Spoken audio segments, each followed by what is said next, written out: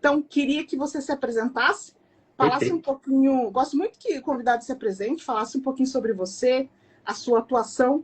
E aqui é um bate-papo. A gente recebeu algumas perguntinhas que o pessoal mandou. É um bate-papo. E aí, no final, a gente deixa aberto para os pais, às vezes profissionais Ótimo. perguntarem, às vezes é profissional da área paralela que ajuda a criança, pergunte. A gente deixa muito aberto, tá? E aí a gente vai conversando. Eu queria que você se apresentasse, falasse sobre você. Bom, perfeito. Eu me chamo Lucas Cury, eu sou psicólogo, neuropsicólogo também, especialista em transtornos do desenvolvimento, né? Eu também sou especialista em TCC, terapia cognitivo-comportamental, e especialista em análise do comportamento aplicado, né? Analysis of Behavior Applied, o ABA. Então, eu trabalho na área há aproximadamente quase 5 anos, mais de 5 anos, na verdade. Já estou aí como terapeuta. Eu comecei lá como estagiário, então comecei como estagiário de ABA, depois eu comecei como terapeuta, comecei fazendo avaliação, fui me especializando cada vez mais na área, porque é uma formação contínua, né? Trabalhar nessa área envolve que a gente tenha cada vez mais uma noção sobre a importância do nosso trabalho. Então, dentro disso, eu achei a sua fala perfeita, assim, no intuito das pessoas entenderem que trabalhar com criança, trabalhar com pessoas que têm alguma atipicidade, envolve uma dedicação contínua. Então, não é, às vezes, apenas focar em vender alguma coisa ou ir a alguma palestra, mas sim a forma de se comunicar, o fazer, o ter empatia, né? Porque eu vejo assim, nessa área, a gente precisa ter primeiro uma grande empatia com as pessoas, com as famílias, com os pacientes, entender que são pessoas que estão naquele ambiente, são crianças que estão querendo ser felizes, são pais que precisam ser felizes, são famílias que precisam de ajuda, de uma orientação, e é uma coisa natural, e é uma coisa normal. Então, cada pessoa tem sua dificuldade, né? Por que uma criança típica deveria ser tratada diferente? Sim. Claro que a gente precisa, às vezes, de mais recursos, mais orientações, mais intervenções e afins, mas longe de qualquer segregação, qualquer preconceito, é entender que todo mundo precisa, às vezes, de uma orientação. Então, ter esse coração no lugar certo, ter a dedicação no lugar certo, a formação contínua é uma das coisas mais importantes. Com toda certeza. Não para, né? Porque, principalmente quando a gente lida com... A gente montou um projeto de ir nas clínicas. Só que assim, eu não consegui, porque minha equipe não é daqui. Aí meu esposo... E aí nós fizemos um projeto que é Voz Mundo Atípico Day, de ir nas clínicas. A gente tem esse projeto. A gente só não consegue ainda estar em todos os lugares. Para entender um pouco esse processo do atendimento ali, sabe, Lucas? E aí elas falaram, foi na Interaba. A Suzane, ela Conheço, pegou e falou conheço. assim, você conhece? Ela pegou e falou Assim, assim, sobre a ciência aba. Ela falou, Lid, às vezes, a gente está falando aqui de aba, e daqui a pouco vem um artigo novo, vem um novo estudo, e tudo que a gente está fazendo aqui não é perfeito, para fazer mais.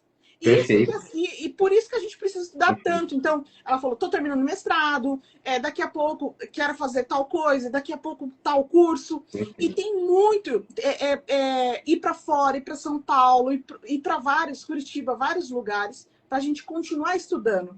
E isso que é ciência, né? E a ciência, ela vai sendo, não está nada em pedra, né? Ela vai sendo cada vez mais aperfeiçoada, tanto que ela falou que o ABA de antigamente, que era feito de forma mais rígida, Com que certeza, muitos sim. autistas falavam que é robótica, tem traumas, não faz mais dessa forma, né? Frustra muito mais, robotiza. Tinha toda uma discussão ética de a criança está Sim. assistindo acolhida, não está, assim.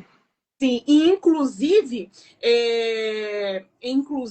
os pais que têm o primeiro acesso com o ABA perguntam simples, eu sei que foi sempre minha dúvida lá no início. Uhum. Fala, mas gente, é tipo um adestramento de animais? Como que assim? Pede uma coisa e reforça. É tipo, pediu, cachorro, faz tal coisa, eu vou dar para você Uhum. depois uma comidinha, né? E por quê? Porque é o que divulgou muita coisa também na internet dessa forma. E Sim, daí nós pais acabamos que nos assustamos com a ciência aba dessa forma. E aí vem toda uma discussão, e aí vem bons profissionais e espaços como esse para a gente entender que não é isso, aba não é isso, aba é uma ciência, tem todo um contexto, tem todo um estudo por trás. E sobre esses espaços que são muito importantes. Lucas, e aí para a gente começar, a família recebeu o diagnóstico, né, recebeu lá o diagnóstico, qual seria esses primeiros passo a passo, né, que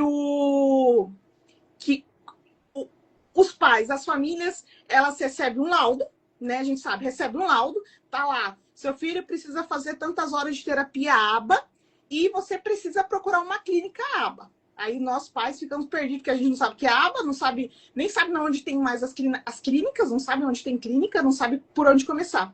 Aí esse pai consegue localizar uma clínica, né, de ABA, que consegue ajudar o seu filho lá no processo de intervenção precoce. E como que esse profissional, esses psicólogos, eles fazem a estrutura do plano de ABA? Como que é feito isso? Como que é feita essa escolha? Como que começa ali esses primeiros passos de quando o pai acessa essas clínicas para começar uma intervenção? Perfeito. Bom, vou dividir a pergunta em duas. O primeiro passo e como é que é estruturado. Bom, para o primeiro passo, o que é importante? O pai e a mãe que acabou de receber o diagnóstico do filho, da filha, é um sentimento de vazio, um sentimento de desorientação. O que eu posso fazer? O que eu não consigo fazer? O que é autismo? Onde que eu vou conseguir tirar minhas dúvidas? E de imediato, o que as pessoas geralmente fazem? Vou perguntar no Google. Então, assim que entra no Google, vê diversas informações, diversas pessoas falando, pessoas que às vezes não têm uma capacitação, pessoas que às vezes estão falando apenas do que pesquisou pelo Google, e outras variáveis, né? Então, o que a gente faz de início? O que é importante a gente fazer de início? Procure outros pais que também cuidam de crianças atípicas, que são famílias atípicas. Procure. Sabe por quê? Porque o mais importante é sentir-se orientado. E a gente sabe que, às vezes, procurar uma clínica, procurar um profissional é importante. É importante também. Mas, às vezes, tem alguns assuntos, algumas áreas que uma outra família vai conseguir sanar e orientar e auxiliar de uma maneira que a família espera. Então, é encontrar um acolhimento, é encontrar uma empatia, é encontrar uma identificação. Lucas, como é que eu faço para conseguir conhecer outros pais? Como é que eu faço para conseguir fazer isso? Bom, da mesma forma que a internet às vezes divulga informações que são erradas, a gente consegue pertencer a grupos e encontrar famílias que também são atípicas, através de páginas como a sua. Então, encontrar páginas, encontrar lugares, redes, grupos em que a gente possa perguntar e possa tirar uma dúvida, e pessoas que a gente possa indicar, porque hoje em dia a gente sabe que existem vários profissionais, mas existem profissionais bons e existem profissionais que estão em formação ou que às vezes não têm uma capacidade completa de conseguir orientar e sanar alguma dificuldade. Então, o que é importante? Tenha uma rede de apoio, tenha um conforto, busque profissionais de referência. Não tenha medo, pergunte, vá atrás. Uma dica que eu sempre falo para todos os pais: pergunte. Eu não sei o que é autismo, eu não sei o que é TO, eu não sei o que é ABA, eu não sei o que é fono, eu não sei o que cada coisa significa. Pergunta. Porque quando a gente pergunta, a gente entende cada vez mais aonde a gente está pisando. E por ser uma formação contínua, os próprios pais também podem participar de uma formação contínua. E participar, e interagir, e continuamente aprender também. Então, para além dessa questão de ter um acolhimento, de ter um pertencimento em outras famílias que também precisam desse apoio, procura um profissional capacitado. Procura uma clínica que tenha referência. Procura uma clínica que tenha bons retornos. Converse com os pais. Escute o que os pais falam. Porque a gente sabe que cada família, cada demanda, cada situação tem uma demanda específica. Mas a gente sabe também que existem bons profissionais e excelentes profissionais, os mais capacitados para atender as demandas de qualquer criança. Então, dentro disso, pergunte. Perfeito. Então, passado esse primeiro momento do que a gente faz assim que recebeu o diagnóstico, de perguntar, de ir atrás, de procurar lugares de apoio, grupos, páginas, perfis de Instagram como este mesmo, que a gente tem profissionais que pesquisam, fazem lives toda quinta-feira. Então, cada vez mais participar desse grupo, dessa interação é muito interessante. Beleza, a gente passou por esse momento. O que a gente faz agora? Como é que a gente organiza uma intervenção ABA? Como é que a gente faz tudo o primeiro contato, né? Primeiro, a gente tem que procurar um profissional, para esse profissional conduzir uma entrevista inicial, chamada anamnese. O que é uma anamnese? A gente vai levantar alguns tópicos para conhecer um pouco mais qual que é a cultura da família, qual que é a dinâmica da família, quais as demandas são mais importantes para aquele momento, o que tem acontecido, o que é mais importante de ser trabalhado, o que não dá para ser trabalhado agora, quais são as angústias da família. É escutar. A gente precisa escutar e ter uma empatia. Então, tendo essa escuta e essa empatia, a gente consegue cada vez mais trazer uma intervenção que seja mais eficiente. Então, tanto através da anamnese, quanto às vezes querer conhecer clínica. Eu quero conhecer clínica, eu quero conhecer os profissionais, eu quero conversar com o coordenador, eu quero conversar com a supervisora, eu quero conhecer um pouco mais o ambiente, eu posso ver como é que são as salas, eu posso conversar com alguma família. E dentro disso, não tenha medo de perguntar, de questionar, porque é a vida de criança, e crianças estão em desenvolvimento. Então, quanto melhor e quanto mais eficiente a gente for, melhor vai ser o resultado. Não sei se respondi a pergunta, mas... Não, respondeu, e assim, você foi responder, eu vou anotando aqui. Eu esqueci perfeito. a agenda, eu tô anotando aqui no computador. Estou com o meu caderninho aqui também. O meu caderninho aqui do meu lado, Sabe meu o que foi fiel. interessante ali? Você falou... É porque assim, às vezes você está falando, mas o meu cérebro está... O processamento sobre procurar no Google referente a autismo. E aí você já me deu uma ideia. Falei, gente, é porque assim, nós temos hoje, a busca é Google, YouTube e TikTok, né? Nós temos 3 tipos de busca. E aí, a primeira coisa que eu já anotei aqui é fazer mais vídeos. Eu tenho um vídeo do que é autismo, mais ou menos isso no canal. E aí, eu já fica aqui o convite de você gravar pra gente sobre um tema assim chave. O que é autismo? Como identificar autismo? Às vezes de 5 minutos, só com o celular virado, só pra gente colocar no canal. Entendeu? Porque aí essas buscas chaves vai aparecer no nosso canal quando o pai faça essa pesquisa e aí com um profissional que estuda e que tem conhecimento, né? Sobre isso. A outra coisa que eu notei aqui é sobre a empatia e perguntar para outros pais. Foi a primeira coisa que eu fiz. Quando eu recebi o diagnóstico, eu não fui nem no Google, nem no YouTube. Na verdade, assim, antes do diagnóstico. Na verdade, já decretando assim, a desconfiança total. Eu vi as características no Titi. Eu liguei para uma mãe que trabalhava na empresa e por muito tempo era gerente, então eu ajudava ela nessa parte de gestão. E falei, olha, meu filho está com as características. E ela falou assim, Lid, mas é assim, assado, né? E ela foi falando, ela falou, é bem provável que o Thiago é nível 1 ou 2, porque ele é pequeno, ele faz isso, aquilo, mas fica tranquila, é assim, assado. E ela foi me direcionando, ela falou assim, estuda isso, estuda aquilo, acompanha tais profissionais no YouTube. Ela foi me dando um direcionamento. Então, isso foi muito importante. Muito. Que pena que ela mora em outro estado, em outra cidade e tudo mais. Isso dificultou, porque aqui eu não conhecia ninguém. Então, conhecer uma família típica é essencial. É claro que cada um tem uma vivência, mas conhecer uma família típica que desconfiou que está dentro do espectro ou recebeu o diagnóstico, falar com essa família, porque é a família que vivencia 24 horas o autismo. É melhor do que pegar e ir lá, começar a bater palma. Eu quero conhecer sua clínica. Eu quero... Porque, né, é pai, é mãe, é outra realidade, né?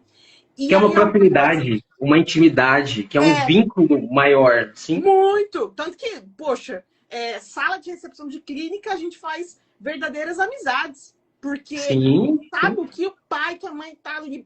E são as mesmas lutas, as mesmas conquistas, as mesmas batalhas ali. E aí, outra coisa é visitar as clínicas que você falou.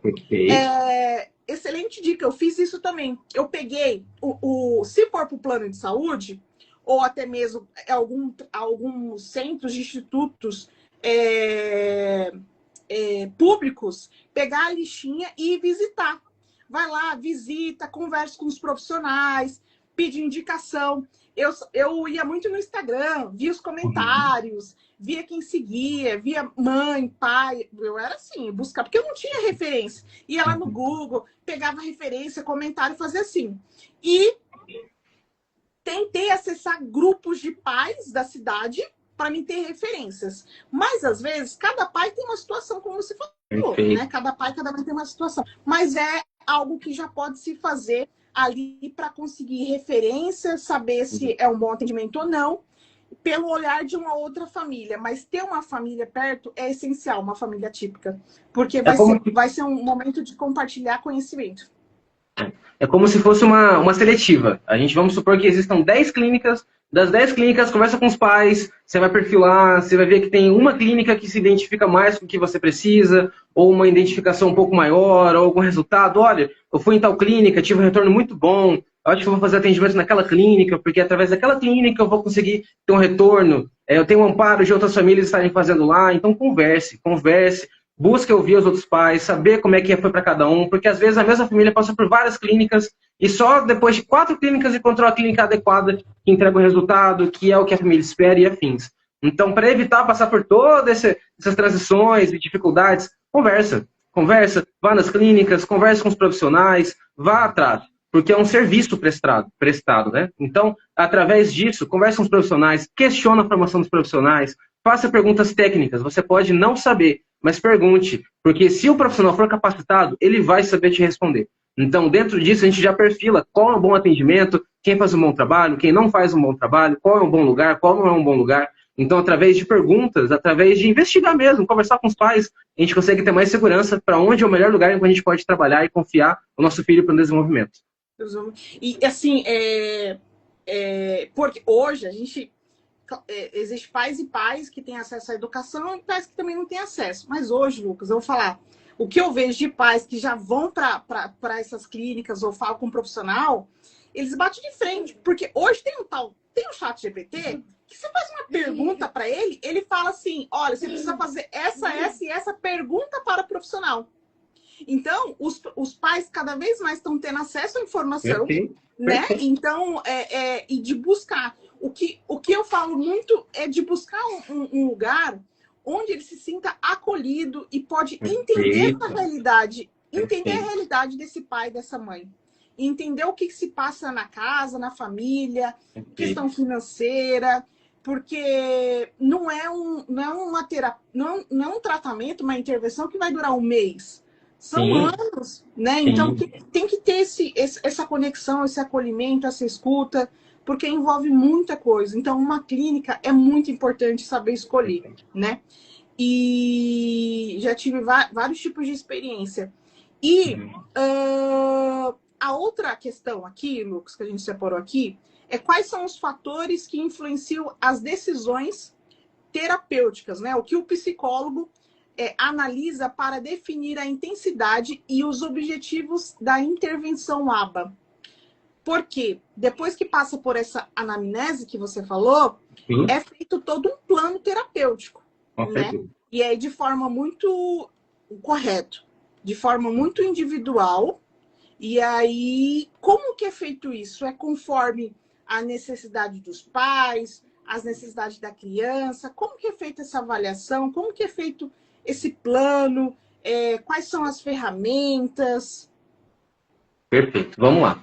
Quando a gente pensa em montar e estruturar uma intervenção, não existe a gente enxergar a família como algo isolado. Aquela família está em uma sociedade. Aquela criança faz parte de uma escola. Aquela criança tem amizades. Aquela criança conhece pessoas. Então, dentro disso, a gente não consegue observar um paciente como se fosse um objeto. A gente tem que ter um olhar mais humanizado, entender que essa pessoa, esta família, este paciente, não é apenas o que a gente enxerga em contexto clínico, mas ele existe em outros contextos. É um olhar um pouco biopsicossocial. A gente está enxergando o paciente através das relações dele com as outras pessoas, através das questões biológicas, através das questões genéticas, através das questões socioculturais e assim por diante. Então tá, quando a gente entende que a gente vai montar um plano de intervenção, considerando que a família e o paciente fazem parte de diversos ambientes, a gente estrutura através das demandas que são trazidas pela família, as demandas que a escola fala, as demandas que a gente observa do paciente. Por quê? Não existe montar uma intervenção baseada apenas no que o paciente apresenta em contexto clínico. Temos que ouvir os pais, temos que ouvir os professores, temos que fazer uma visita, temos que investigar. É uma avaliação. Uma avaliação não é uma coisa simples de bater o olho por 1 hora e é isso. Não, leva um tempo. Tem que investigar, tem que aplicar, tem que observar. Às vezes o paciente não está num dia bom, às vezes o paciente está com sono, está doente, às vezes a própria família voltou de viagem. Então, várias coisas interferem nisso. Então, ter esse olhar mais humanizado é importantíssimo no começo. Tá, agora como é que a gente elabora os objetivos terapêuticos? Tudo depende de como, no caso, como o psicólogo, como a equipe multiprofissional, que é importante pensar em equipe multiprofissional, além de apenas um profissional, e eu vou explicar o porquê. Porque no primeiro momento que a gente olha um paciente, a gente já entende que o paciente não existe apenas em um contexto específico. Ele existe tanto em quesitos cognitivos, em quesitos sociais, em quesitos acadêmicos, em quesitos sensoriais, quanto à vida diária do aprendiz e assim por diante. Então, são várias áreas que a gente avalia. Então, a TO vai ter muito mais capacidade de avaliar uma questão sensorial, de avaliar a autonomia, a autossuficiência e a autoconfiança até mesmo no indivíduo no dia a dia. A fono vai trabalhar tanto questões de musculatura, quanto questões de interpretação, de linguagem. Já uma psicopedagoga vai trabalhar questões mais acadêmicas, seja uma alfabetização, seja o trabalho com número, seja a interpretação de texto, uma leitura, responder perguntas e afins. O ABA também, seja questões comportamentais, questões sociais, questões, às vezes, de entender o que está acontecendo, mesmo que não seja dito, mas percebido. Então, tudo isso é importante. Então, pensar enquanto equipe multi também é super fundamental. Perfeito. Então, a gente falou sobre a importância de um olhar humanizado e falamos sobre a importância de pensar enquanto equipe. Certo. O que a gente faz depois disso? Depois disso, já em avaliação, o profissional acompanha o paciente para observar quais são as maiores demandas, já pré-orientado conforme a anamnese. E a partir disso, selecionamos qual o melhor instrumento avaliativo para aquele paciente. Em alguns momentos, escolhemos apenas um. Em alguns momentos, aplicamos 2 avaliações ou mais. Por que a gente tem todo um cuidado na escolha do instrumento avaliativo? Cada instrumento nos aponta a diferentes caminhos. Vou dar um exemplo. Existe um instrumento chamado inventário portas de operacionalizado. Ele avalia 5 áreas. Ele avalia cognição, socialização, linguagem, autocuidado e desenvolvimento motor. Avalia 5 áreas. 5 áreas contidas da idade de 0 até 6 anos. Então, olha só. Se eu estou pensando em avaliar a motricidade, quem vai ter mais capacidade, conhecimento técnico de avaliar? O físio? O psicomotricista? Então, olha só, já começa a pensar que não é apenas uma coisa enviesada. Para, às vezes, atingir um resultado esperado, a gente precisa de mais pessoas por trás, uma equipe terapêutica, né? Então, se eu estou pensando em trabalhar motricidade, o físio, o psicomotricista vai ter mais ferramentas de trabalhar. Se eu estou pensando em trabalhar autocuidado, quem vai ter mais eficácia, mais técnica, mais preparo? O TO, que é a terapia ocupacional. Se eu estou falando sobre socialização, qual área pode trabalhar isso? A fono pode trabalhar? Pode, mas o ABA trabalha majoritariamente essa área também. Então, eu estou falando que todas as áreas se relacionam entre si, através de um instrumento só. E existem outros ainda. Outros com outros tópicos. Existe o BIPMAP, que é muito conhecido, que avalia questões de comportamento verbal, mando, ouvinte, intraverbal e assim por diante. Tato, ecoico. Então, cada avaliação ela é direcionada através de como o psicólogo observa as demandas dentro de um olhar humanizado e de um pensamento de equipe multi. É muita coisa. Aí vem nós pais, que às vezes eu falar eu. Ixi, tá acabando minha bateria. Administradora, números, comportamento humano sim, mas dentro de um aspecto empresarial, corporativo, não sei o que é fono, não sei o que é óleo, que é psicomotricidade, como assim? E aí, né? Então, assim, é muita informação, é muita coisa para avaliar. Então, é a mesma coisa quando a gente escolhe um pediatra para cuidar da saúde do nosso filho. Tem que ter uma confiança. E aí você falou alguns profissionais, e aí tem a parte da alimentação, aí tem o nutricionista, tem o próprio pediatra, tem o neuropediatra. Eu lembro que lá no início eu perguntei para a nossa... Eu lembro se era a supervisora, coordenadora, o cargo que definia, mas eu falei assim, não tem eu com a cabeça de parte de gestão, né, de líder, nessa parte de direção, ué, não tem um gerente que supervisiona tudo isso, não? Que pode orientar e falar, não, tá errado. Ela falou, não, Lígia, não tem. Falei, mas tem que ter. Mas tem que... Aí, o que eu fiz, Lucas? Eu falei, eu vou ser essa pessoa. Eu vou estudar o que é TO com integração em áreas, conforme lá o que a ciência está falando, com melhores estudos, né?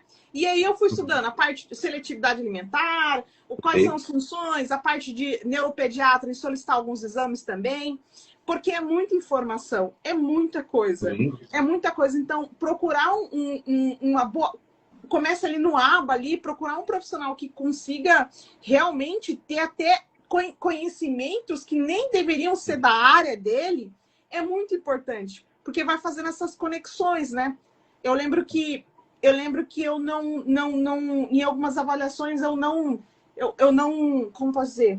Eu não gostava de algumas avaliações, eu não concordava, Porque na parte motora eu falava, ué, mas peraí, na parte motora ele tá muito bom, mas em outras partes não. Então eu falei, eu não concordo com essa avaliação, mas é porque aquele protocolo, né? É protocolo que fala? Protocolo Sim, de avaliação. protocolo, instrumento, avaliação. Instrumento de avaliação avaliava só outra parte, não avaliava essa parte motora ou vice-versa, né?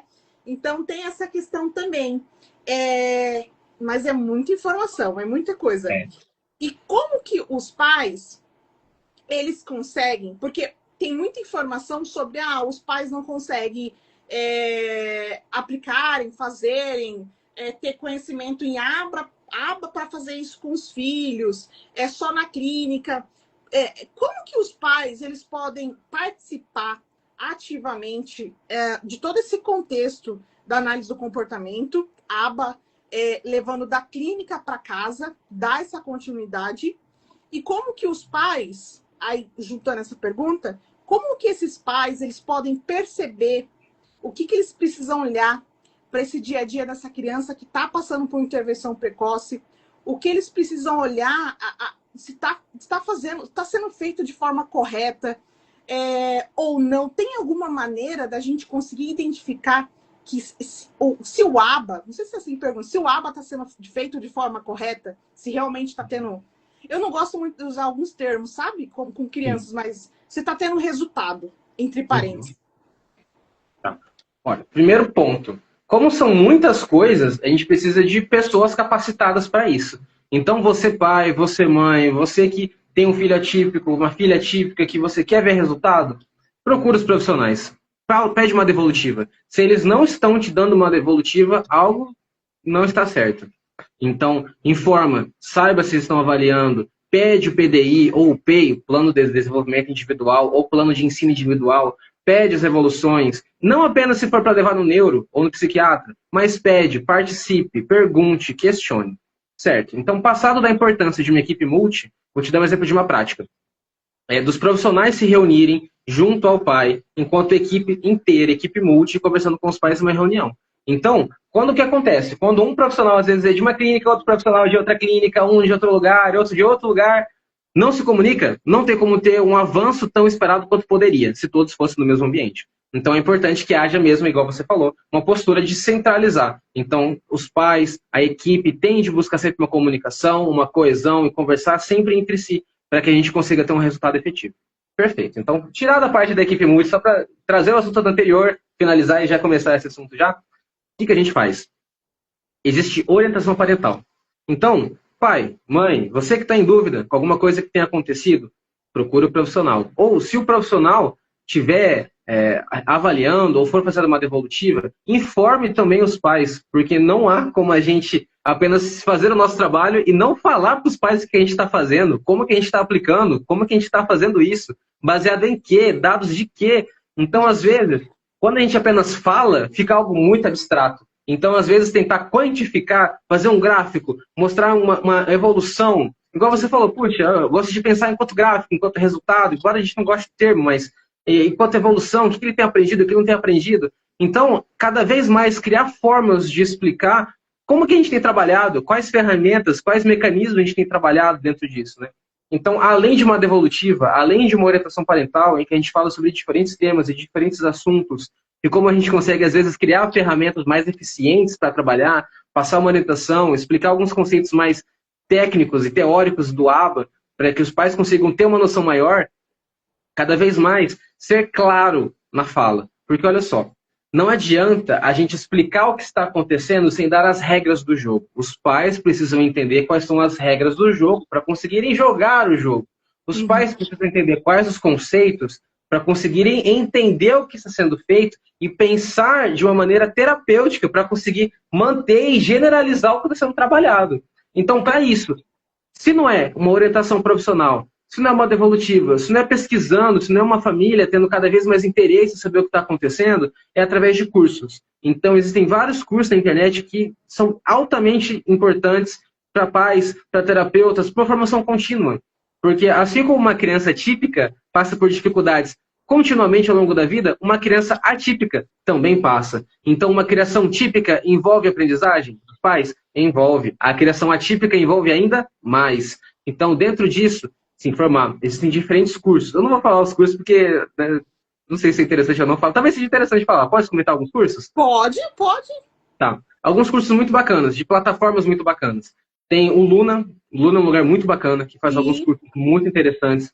Tem o CIA do Autismo, outro curso muito interessante.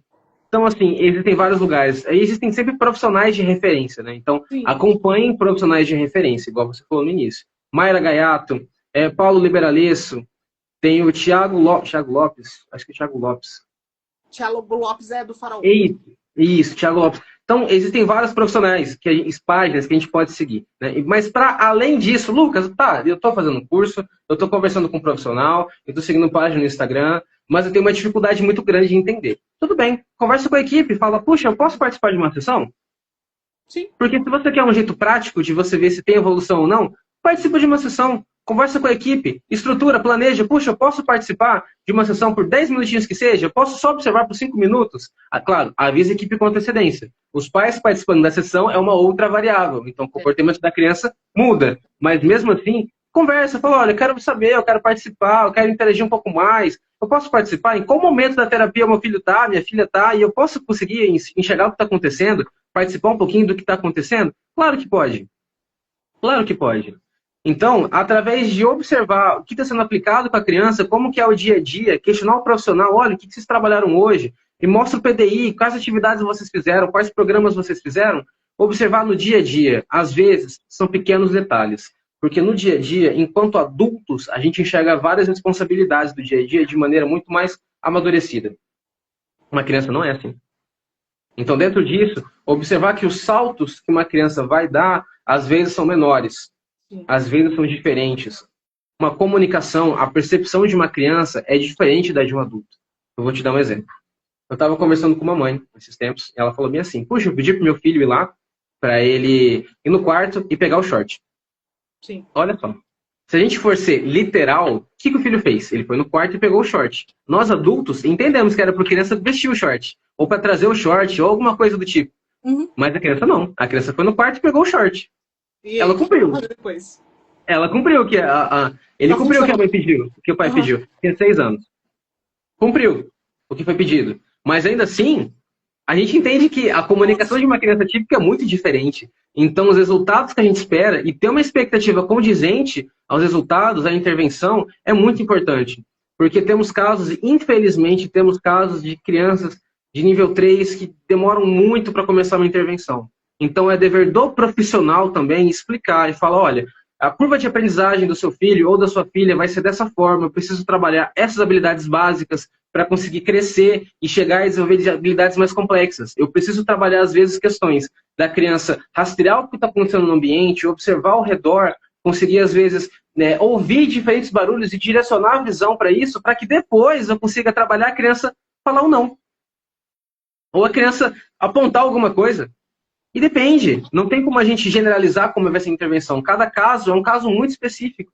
Então, dentro disso, ter essa noção de como funciona cada situação, cada intervenção, o planejamento, os objetivos de curto, médio e longo prazo, o que a gente faz em cima disso, qual é o plano, como que tem sido trabalhado, porque as atividades evoluem com o tempo. Se não está evoluindo, procura o profissional. Mas para a gente perceber se está ou não está, a gente tem um olhar um pouco mais minucioso. A gente tem uma sensibilidade um pouco maior. A gente sabe que é cansativo, a gente sabe que o dia a dia é demandante, a gente sabe que tem muitos afazeres no dia a dia, a gente não para. Não tem como a gente parar um tempo e ficar observando o comportamento da criança por 1 hora para ver se teve avanço ou não teve. A gente tem trabalho, a gente tem que pagar conta, a gente tem que fazer uma comida, a gente tem que ir no mercado, a gente tem que fazer várias coisas sempre.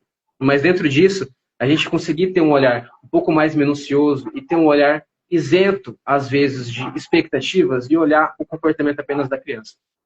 A criança, ela está mais calma, ela está se batendo, diminuiu a frequência que ela se batia, essa criança já conseguiu fazer o desfraude, essa criança não conseguiu fazer o desfraude, Lucas? Essa criança está há 2 anos para fazer o desfraude e não conseguiu. Tudo bem, existem casos realmente muito complexos e muito complicados, mas será que 2 anos não é um tempo um pouco demais para conseguir terminar de fazer o desfraude? Será que essa criança que está fazendo acompanhamento fonológico, que está trabalhando com o uso de comunicação alternativa, tablets, baixa tecnologia, alta tecnologia, pranchetas, pranchas e afins, Por quanto tempo essa criança tem que ficar assim? Essa criança tem que trabalhar por 5 anos? É uma coisa que em 1 ano consegue desenvolver? É uma coisa que vai levar o resto da vida? Como é que a gente entende? Pergunte para o profissional.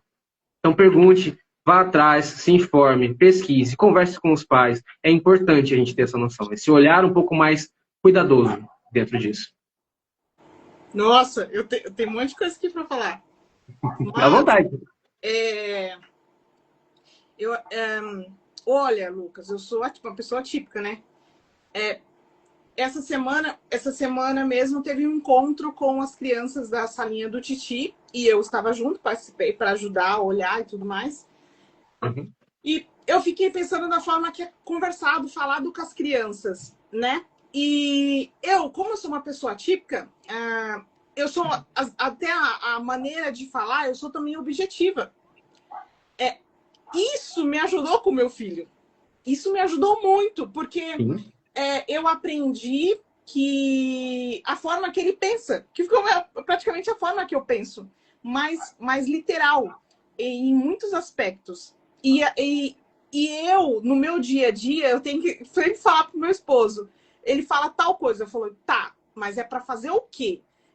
Você só falou isso, e depois, fala mais, ou, melhor dizendo, às vezes eu falo para ele, ó, fala mais objetivo.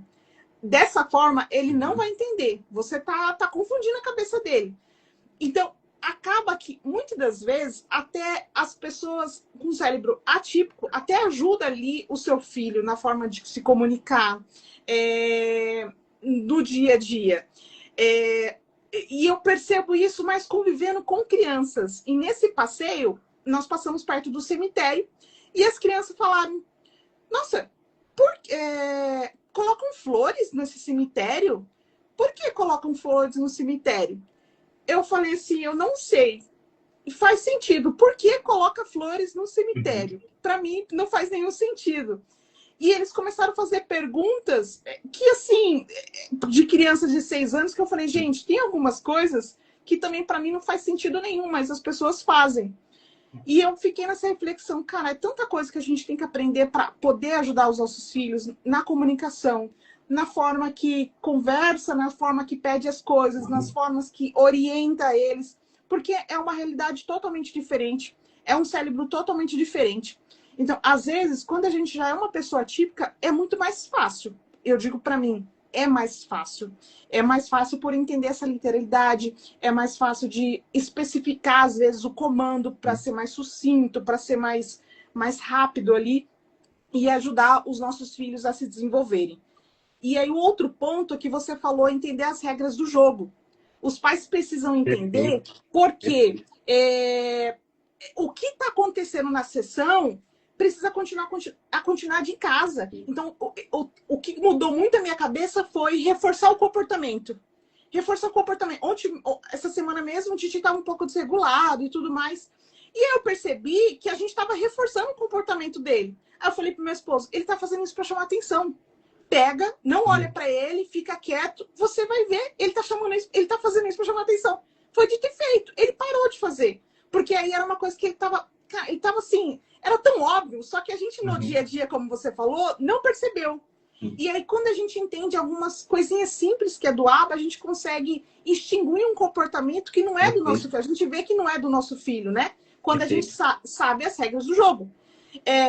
E os pais não precisam ser um cientista, não precisam ser os bitolados em querer aprender tudo. Eu sou a bitolada que quis aprender tudo porque eu sou assim. Mas eu falo para os pais, vocês não precisam, que cada um tem seu tempo, cada um tem seu trabalho, mas eu falo, vocês precisam dar continuidade em casa, porque só com as horas que tem na clínica, com o terapeuta, não vai adiantar. Eles precisam de mais horas, eles precisam dar mais continuidade, porque vai ser para a vida toda isso. Para a vida toda, porque uma vez é criança, depois é jovem, depois é adulto. E entender isso é muito importante. E eu vejo, Lucas, o quanto que as clínicas precisam integrar as famílias. Eu percebo que falta muita integração. As clínicas tem muita criança, muitos casos, muito complexo, mas, por exemplo, um sábado com as famílias, às vezes um encontro com as famílias, com os pais, e aí chama o pai, chama a mãe. Vamos estudar, vamos trabalhar questões sociais, vamos trabalhar a questão do desfraude. Às vezes são crianças que estão com as mesmas dificuldades. Traz alguém que saiba do tema, traz uma fono, uma TO, daquele tema específico. Isso ajuda muito, porque até às vezes para o pai não sobra nem dinheiro para comprar um curso de R$ 1.500. Não sobra. E tendo ali um profissional que acompanha os filhos, que já são da clínica, é muito melhor. Então, falta muito essa integração. Eu acompanho algumas clínicas lá fora e enquanto a gente está falando aqui alguns assuntos, lá para eles é tão normal, nos Estados Unidos já é uma coisa tão no cotidiano, né? E a gente tá, algumas coisas a gente está bem lá na frente, outras coisas a gente está bem para trás. Então a gente tem muita coisa para melhorar essa integração, né? Das clínicas que eu percebo junto com as famílias junto com as clínicas. Às vezes o desgaste familiar das famílias atípicas é muito grande e aí não consegue acompanhar realmente, mas são anos e anos aí de dedicação que vai valer a pena. Hoje eu compartilhei lá no meu perfil, e também no mundo, né, um professor que a mãe dele falou assim, filho, você só não encontrou alguém que entende, né, que entende o seu cérebro, a forma que você aprende, mas você vai encontrar. E ele conta que a mãe aprendeu o que ele aprenderia com a repetição. Aí eu falei, olha a aba aí. Então, ela entendeu que ele iria aprender com a repetição. E tudo na vida é repetição, né? Tudo na vida é fazer novamente. Então, quanto mais a gente consiga saber as regras do jogo, como você bem falou, melhor é para nós, para a gente conquistar a independência, a felicidade do nosso filho, e melhor são para os nossos filhos, né? Então, assim, falando um pouco mais ainda, enquanto prática do ABA, o que é importante, né? Quando a gente fala sobre a gente olhar o paciente de maneira humanizada, é a gente entender que, puxa, o ABA precisa ir na escola, precisa dar uma palestra, precisa conversar com o professor. Sim. O ABA precisa vamos fazer um workshop, vamos fazer um dia de workshop, a gente fala para os pais participarem, vamos fazer uma palestra, vamos tirar um dia de terapia para a gente conseguir conversar com os pais, explicar, fazer uma aula de Nutri, vamos fazer então um curso para que os pais consigam fazer alimentos mais nutritivos para as crianças. Isso. Vamos tirar um momento para a gente falar sobre desfraude, vamos tirar um momento para a gente falar sobre o que é reforço, qual que é a importância de cada terapia, vamos na escola, vamos falar qual que é a importância do psicólogo, qual que é a importância do ABA, qual que é a importância da TO, como que a gente faz um manejo, o que a gente faz, o que é uma análise funcional. Claro que já é um pouco mais complexo, mas o que é uma análise funcional? Como é que a gente organiza tudo isso? O que está motivando o comportamento da criança? Então, são muitas coisas. São muitas coisas. Trabalho não falta. E trabalho não falta. E para fora. Então, assim, um pai me perguntou esses dias, a gente veio da caminhada. Ele perguntou assim, como que você consegue? Como que ele não fica bem na ciclovia, com barulho, com moto, como que você consegue? Eu falei, isso aqui é desde os 3 anos que eu pratico isso com o Thiago. A gente sai de uma terapia, eu não volto de carro, a gente vem a pé para eu trabalhar a questão social dele. Atravessar a rua, semáforo, pode, não pode, perigo, parar, esperar. É desde os 3 anos de idade. Então, de repente, um sábado para ir no mercado, fila, esperar, alimentar. Olha o tanto de coisa que trabalha. Então, tipo assim, reunir em grupo, no parque. Exato. Vamos tirar um dia, vamos levar as crianças no parque, vamos fazer um grupo, e as crianças vão em grupo no parque fazer uma atividade. Vamos jogar bola com crianças desconhecidas, claro, com terapeutas, com famílias e afins. Vamos jogar bola no pátio, vamos jogar um vôlei, vamos jogar um uno, vamos conversar vamos comprar um picolé e conversar com o caixa, vamos pedir para dar um troco, vamos trabalhar a questão financeira. É exatamente isso. Tem muitas coisas para trabalhar fora do ambiente clínica sim. E precisa olhar. Porque esses vão ser os ambientes dos nossos filhos, o ambiente dos nossos filhos.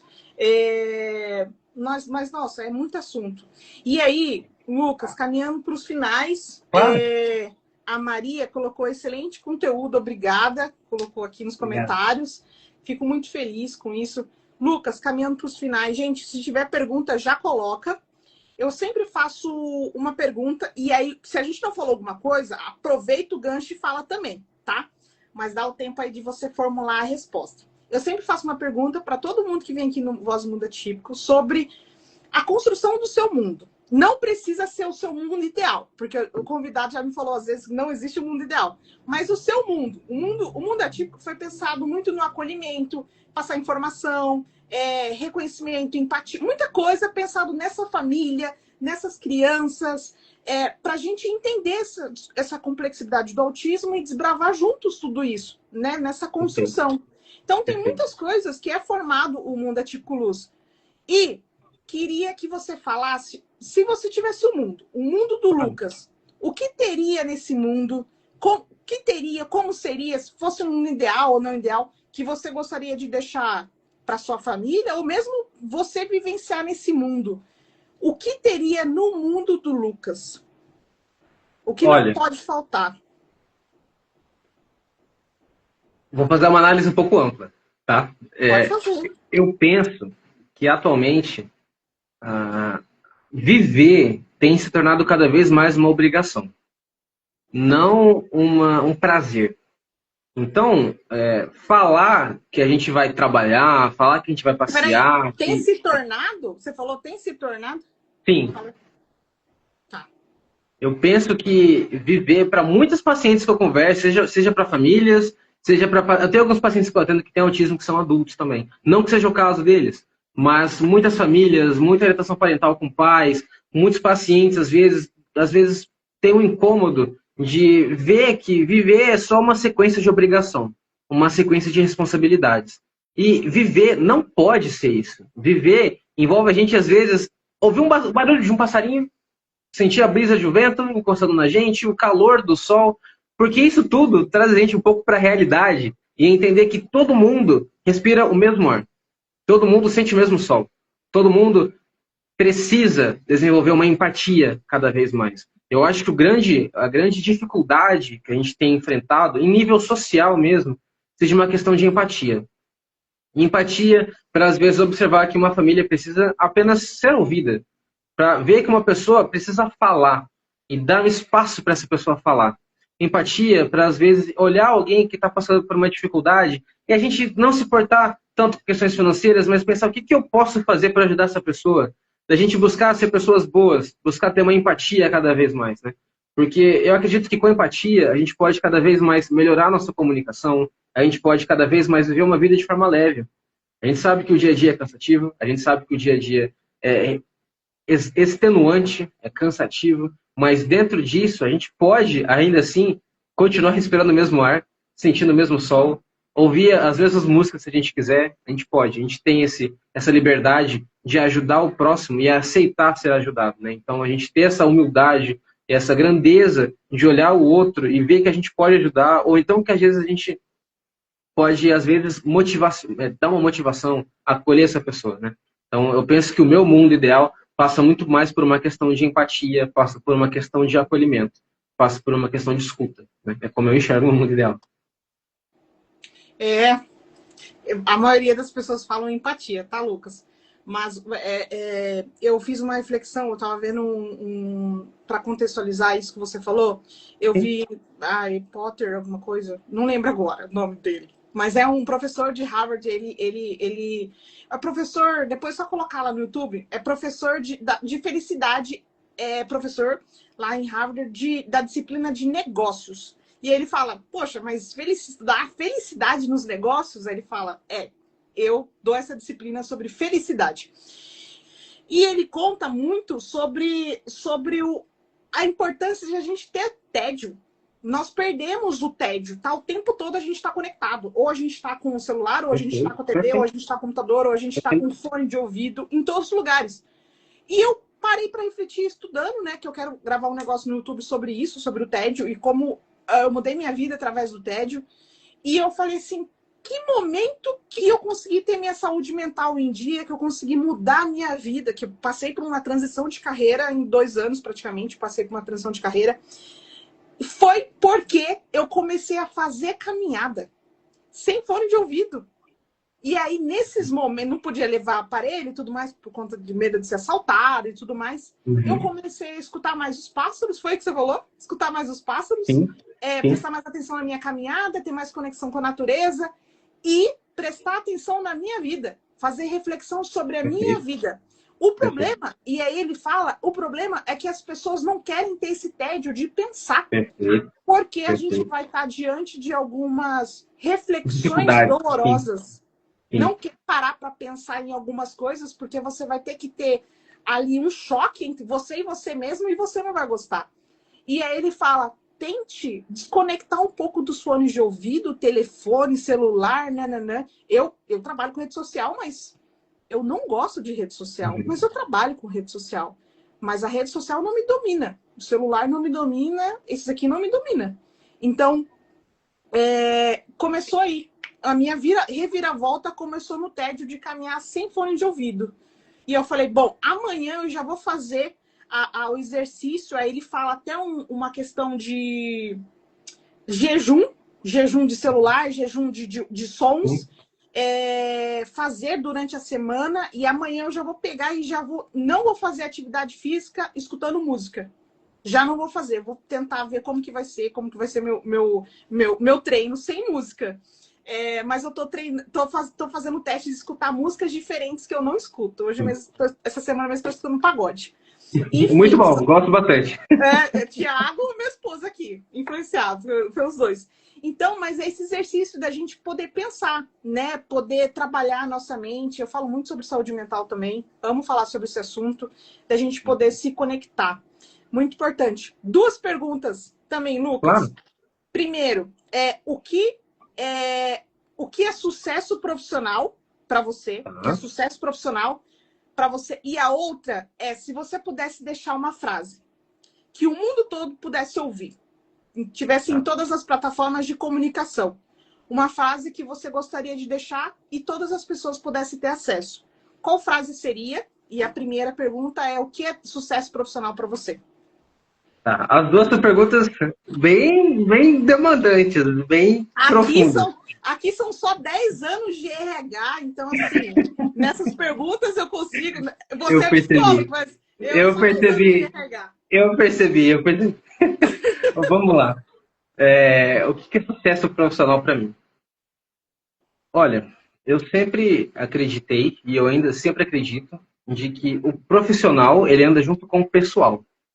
Então, a gente pensar no que nos motiva, o que nos move, né? A gente sabe que para muitas pessoas é fazer uma viagem no final do ano, é pagar alguma conta, é conseguir, às vezes, comprar um carro, conseguir se mudar, conseguir viajar, depende, cada pessoa tem sua motivação. Mas o sucesso, no geral, antes de falar sobre o sucesso profissional, o sucesso, para mim, não é sobre ser feliz de maneira constante, mas sobre sentir que a gente está caminhando rumo a um objetivo maior. Então, que objetivo maior é esse? Para algumas pessoas, às vezes, crescer profissionalmente, para outras pessoas, trocar de casa e afins, né? Mas o meu, pessoalmente falando assim, entrando um pouco em como eu, Lucas, não psicólogo, mas Lucas, percebo, eu sempre gostei muito de família, de enxergar a dinâmica familiar. Eu sempre gostei muito dessa abordagem, a gente conseguir enxergar como que uma família é capaz de criar uma pessoa, de ajudar alguém, de cuidar de alguém. Então, como que é o meu sucesso profissional? É saber que as famílias dos quais eu cuido, eu oriento, eu dou um treinamento, eu escuto, estão bem. Então, o sucesso profissional para mim não é às vezes saber que eu terminei de fazer 15 relatórios no mesmo dia ou fiz uma planilha, mas saber que as famílias estão bem. Saber que meus pacientes estão conseguindo progredir, saber que o meu paciente conseguiu vir à clínica, conseguiu passar o dia, não chorou, passou por dificuldade às vezes, a gente sabe o que acontece, mas que ainda assim está caminhando, que chega no final do mês e ele apresentou uma evolução, ou então que ele aprendeu algo diferente, ou que a família entende muito mais agora algum assunto, algum tema específico. Então, para mim, o sucesso profissional é muito mais aliado a como que eu consigo ser útil na vida das famílias. Eu estou conseguindo ser útil o suficiente? Eu estou conseguindo ajudar? Então, para mim, o sucesso vem daí. Se eu tenho ferramentas o suficiente para conseguir sanar e lidar com as demandas, né? Então, aí vem uma questão de formação contínua, continuamente estar fazendo uma pós-graduação, fazer um curso, fazer uma viagem, participar de uma palestra e assim por diante, né? Então, o sucesso profissional, para mim, vem desse lugar. Agora, sobre... Qual foi a outra pergunta? Eu me esqueci. Uma frase que você gostaria de deixar, de falar para as pessoas. Tá. Eu tenho para mim o seguinte, eu vou tentar ser mais direto, como se fosse aquelas imagens de tela preta e a frase escrita em branco, assim, vou tentar fazer uma frase nesse sentido. Mas o erro só existe quando não há aprendizagem. Essa seria a minha frase. Porque o que eu imagino? Quando a gente aprende algo, a gente vai errar. A gente vai fazer coisas erradas, a gente vai se frustrar, a gente vai passar por isso. A aprendizagem envolve passar por altos e baixos. Agora, o erro não é necessariamente se você sabe ou se você não sabe, mas é quando você faz algo mal intencionado, quando você tem uma noção crítica sobre como você deveria agir e você não cumpre com o certo que seria na situação, com o que é ético, com o que é moral. Então, para mim, o erro só existe quando não há aprendizagem. E isso faz com que a nossa vida seja um pouco mais leve, de entender que todo mundo está em constante aprendizagem. Ou seja, todo mundo vai sempre errar, mas sempre vai aprender algo novo todos os dias. Então, deixa um pouco mais leve o nosso dia a dia. É verdade. E faz também a gente querer aprender, né? Porque a gente tem um universo aí para ser estudado. Eu falo que, na verdade, as respostas para tudo que a gente quer tá dentro de nós. Tá... Poxa, a gente... Eu falei hoje com meu esposo, eu falei, poxa, a gente está aí com a IA generativa, com a previsão 2030, 2033, de fazer uma catástrofe com os nossos dados. Só que nós não sabemos muita coisa sobre a nossa própria mente, nossos sonhos. A gente não tem tanta coisa para a gente estudar ainda, tem tanta informação ainda que a gente não teve acesso, né? A gente precisava estudar mais nossa mente, nosso corpo, nosso cérebro, né? E essas respostas estão muito dentro de nós, assim que a gente busca esse conhecimento, né? De querer acertar mais, de fazer coisa certa, ajudar mais as pessoas, como você falou, servir mais, né? Servir as famílias. Bom, Lucas, fiquei muito feliz. Eu espero não foi, eu tenho certeza que essa live foi de grande valor, de ajudar famílias, vai ficar gravado lá no nosso canal no YouTube. Já aproveito para pedir para todo mundo seguir lá o YouTube Mundo Atípico Luz, oficial, nosso canal. A gente quer até final de dezembro atingir 100 seguidores lá para poder atingir mais famílias atípicas. E eu tenho certeza que foi de muito valor. Vai ter vários cortes, que eu sei que o time vai fazer aqui, vários cortes, vai ficar muito legal. Falamos bastante. Então, assim, nossa, a gente poderia ficar horas e horas aqui falando desse tema, porque tem muita coisa para ser falado, muita coisa para ser conversado. E fico muito feliz e quero parabenizar você pelo seu trabalho. Eu que acompanhei de perto lá quando você era estagiário, então o seu convívio com as crianças, eu sei que não é fácil. É muito amor, eu falo, é muito amor mesmo, né? Tem que ter muito amor pela profissão, pelas pessoas, pelas crianças, porque eu falo assim, é fácil ensinar uma criança típica ali, que está olhando com aqueles olhares de curiosa, querendo aprender, descobrir, mas ensinar uma criança típica, que você às vezes tem que ensinar uma habilidade, é desafiadora. Então, eu tiro o chapéu para os profissionais que vão, que não desiste, persiste e tenta descobrir o que a criança gosta e vai, senta, rola. Então, eu vi isso em você e eu sabia e sei que você vai ser brilhante na sua área, que vai poder ajudar mais e mais famílias e ser um educador, uma pessoa que pode espalhar mais conhecimento para que outras pessoas também possam fazer o que você fez e o que você continua fazendo. Então, queria te agradecer seu tempo, a sua disponibilidade e deixar seus recados finais. Aí, acho que não teve pergunta. A Daiane falou que conteúdo maravilhoso. Isso é muito bom. Então, deixar aí suas redes sociais. Você falou que você atende também, né, Lucas? Atendo. Eu atendo. Fala aí como te acessar. Tá. Eu peço para você falar, porque fica no YouTube também. Então, fala suas redes, contato, como te acionar. Atualmente, eu trabalho como coordenador clínico pela clínica Hopiaba, das unidades de Dourados, né? Então, sou responsável pelas unidades de Dourados, em todo o atendimento do ABA. Então, caso você seja de Dourado e tenha interesse em conhecer, fico à disposição. Mas, você está em Dourados? Estou em Dourados agora. Talvez a gente tem clientes aí, talvez a gente vai no final do ano. Pô, interessante. Vamos marcar uma conversa, vem fazer uma visita. Então, que legal. Então, a clínica Hope, né? Sim, tem uma Hope em Campo Grande também. Temos uma Hope em Campo Grande, Viema, Dourados. Acho que tem Glória de Dourados também. Legal, legal. E aí você atende, então, como coordenador e Isso. também... Eu também atendo pelo particular, mas eu não atendo particular crianças. Eu atendo adultos que tenham... Adultos. Isso, eu atendo em psicoterapia. Geralmente, os pacientes que eu acabo atendendo pelo particular acabam vindo de uma avaliação neuropsicológica. Eu também sou neuropsicólogo, então eu também faço algumas avaliações pelo particular. Seja para identificar autismo, TDAH, algum traço de TOD e assim por diante, né? Então, também faço essas avaliações pelo particular, apenas pelo particular, e também faço algumas sessões de psicoterapia, dependendo do caso, né?